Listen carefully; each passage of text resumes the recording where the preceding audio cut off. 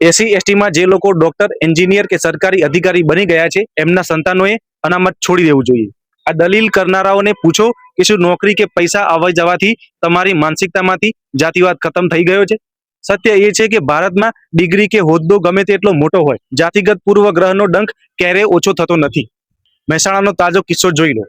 એક એસી સમાજનો યુવાન ભણી ગણીને ડોક્ટર બને છે. સામે સવર્ણ સમાજની ડોક્ટર યુવતી સાથે લગ્ન કરે છે. બંને સમાન પદવી ધરાવતા ડોક્ટર હોવા છતાં માત્ર યુવકની જાતિ પચાવી ન શકવાને કારણે યુવતીનું અપહરણ કરી લેવામાં આવે છે. જો દીકરી જાતિવાદ પૂછી શકતી હોય તો એક ડોક્ટર સાથે આ વ્યવહાર કેમ? શહેરોમાં કરોડો રૂપિયા ખર્ચીને ફ્લેટ કે મકાન ખરીદવું હોય તો પણ બેંક બેલેન્સ પહેલા અટક પૂછવામાં આવે છે.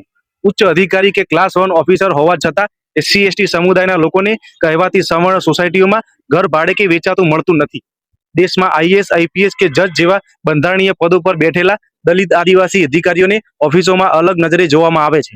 તેમના ટ્રાન્સફર, પોસ્ટિંગમાં પક્ષપાત થાય છે અને તેમના ગયા પછી ઓફિસોને ગંગાજળથી પવિત્ર કરવા સુધીની વિકૃત માનસિકતા જોવા મળી છે. આઈઆઈટી, આઈઆઈએમ અને એમ જેવી દેશની ટોચની શૈક્ષણિક સંસ્થાઓમાં મેરિટથી પહોંચેલા દલિત આદિવાસી વિદ્યાર્થીઓને પ્રોફેસરો અને સિસ્ટમ દ્વારા એટલા માનસિક ત્રાસ આપવામાં આવે છે કે તેઓ આત્મહત્યા કરવા મજબૂર બને છે. આજે પણ દેશના કેટલાય વિસ્તારોમાં એસસી યુવાન ઘોડી પર ચડે, સારી મૂછ રાખે કે સારો સૂટ પહેરીને નીકળે તો એના પર હુમલો થાય છે. ગામડાઓમાં સ્મશાન અને પીવાના પાણીના કુવા આજે પણ જાતિના આધારે વહેંચાયેલા છે. બાબા સાહેબ આંબેડકરે આરક્ષણ ગરીબી હટાવવા માટે નહીં પણ સદીઓથી ગુલામ રખાયેલા સમાજને શાસનમાં ભાગીદારી અને સામાજિક રક્ષણ અપાવવા માટે બનાવ્યું હતું.